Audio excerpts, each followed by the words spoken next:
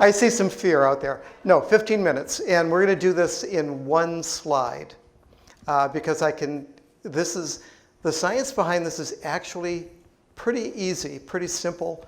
And it's something you can all take and understand that there is solid science behind what we're doing, and that the product that we're launching here, the 10X Gold 1000, is an absolutely showstopper. And by the time I'm done, you're going to understand why. So I have just really one product I'm going to focus on, and that is CBDa, and go through the reasons why CBDa is such an important product. And it starts right here. So we're going to start with the top thing, anandamide. Probably none of you ever heard of anandamide, but all of you know what it is. Women, if you've had a little chocolate and you're feeling really good after the little bit of chocolate, anandamide is what's giving you that really good feeling. If you've been kicked in the shin and you're hurt, the relief of pain comes from anandamide. When you have an infection that's flowing through your body and causing pain, the relief of that pain is from anandamide. And so basically we were gifted with this endorphin in our body, with this endocannabinoid in our body that serves to protect us from the pain that we would otherwise be going through. God, on the other hand, maybe got a little ticked off at Adam and Eve. And so God said, I'm going to play a little prank, and I'm going to give you this thing to kind of take care of the pain that you get. But if you follow the flow chart all the way down, you get over here, and anandamide is degraded to inflammatory prostaglandins, which do what? They cause pain. So you have this pain relief endorphin, this pain relief endocannabinoid, that is degraded into something that's actually now going to cause more pain than it was relieving, which is ironic. And so back in around 1970-something, one of the companies came up with a drug called ibuprofen. And ibuprofen was designed to block the conversion of anandamide to prostaglandin. And it did a pretty good job of that. When most of you aren't old enough to know, but when ibuprofen first came out, it was actually promoted as an alternative to opiates because it was thought to be strong enough to relieve the pain, and we could avoid opiates. It didn't prove to be that good, partly because you can't take enough of it to do it, because there are these things here that are affected by ibuprofen, that are affected by the one that followed it, which is naproxen, and then the bevy of other COX-1 and type. Where do we go? There we are. That affect both the COX-1 and COX-2 pathways. There were, as I recall, about 50 non-steroidal anti-inflammatory drugs on the market, all of which did pretty much the same thing, until 1998, when Merck introduced Vioxx. Now, Vioxx came and was the first of the drugs that was said to just affect the COX-2 pathway, so that you wouldn't have the interference with the COX-1 pathway.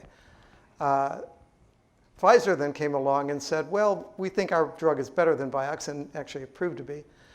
They introduced Celebrex. And when I got approached, I got a whole slide deck to go through and talk about why Celebrex was beneficial. Part of that is, especially in this age group, and I see a lot of people here who have gray hair, and so if you're not over 65, you're approaching 65. I can tell you over the age of 65, the 7th leading cause of death is GI bleeds. And the NSAIDs are a primary cause of GI bleeds. So much so that no one over the age of 65 should probably be taking an NSAID. And that includes Advil, that includes Aleve, that includes many of the drugs on the market. So we began promoting the COX-2 inhibitors. And what did the drug companies do? The drug companies came back and said, well, we don't like those. They cost money. We want people to take the NSAIDs. So we had to get prior authorizations to give anybody a COX-2 inhibitor.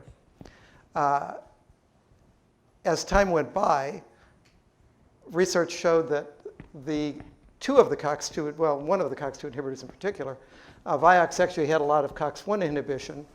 And one of the things that COX-1's pathway does is it inhibits those prostaglandins that are involved in protecting your stomach. They all pretty much were safe that way. But they also inhibited another prostaglandin called prostacyclin. Now, prostacyclin dilates your blood vessels and keeps you from developing hypertension. And it prevents the formation of clot. And so it prevents people from having heart attacks. And so about 9% of the population on Vioxx were seeing their blood pressures go up, and they were seeing an increase in the risk of heart disease. And so Vioxx got removed from the market. Bextra, which is another drug that Pfizer held, got removed from the market.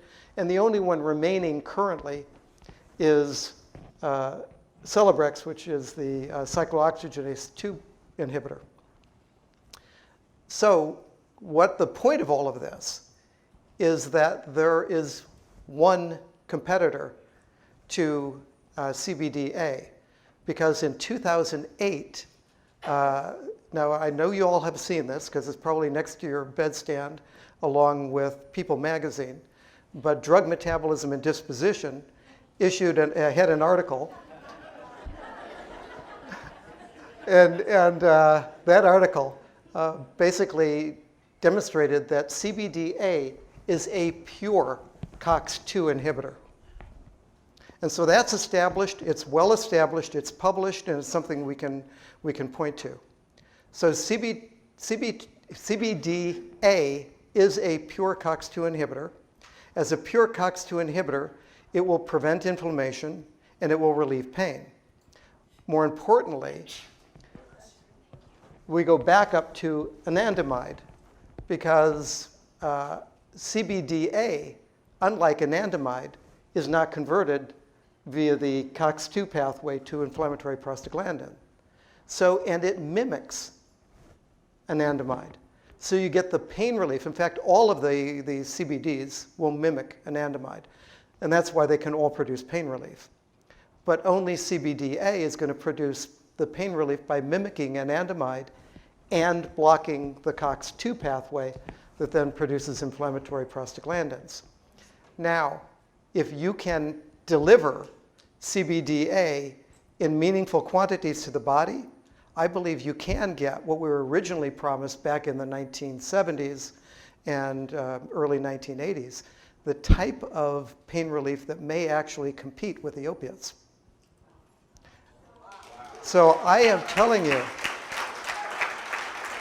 we have a product that is amazing, and we've a company that has given us the opportunity to partake in the type of profit that can lead to.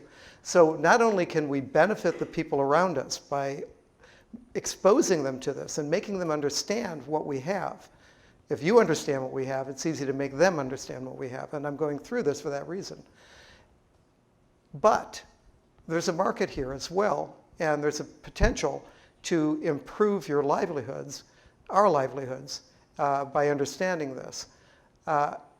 Celebrex in 2014 did $1.98 billion in sales. 1.9 billion was in the US alone. Wow. So I can say without any hesitation that what we have now with CBDa Gold is every bit as likely to be as effective as Celebrex. And if it's likely to be every bit as Celebrex, this is at least $1 billion product, at a minimum.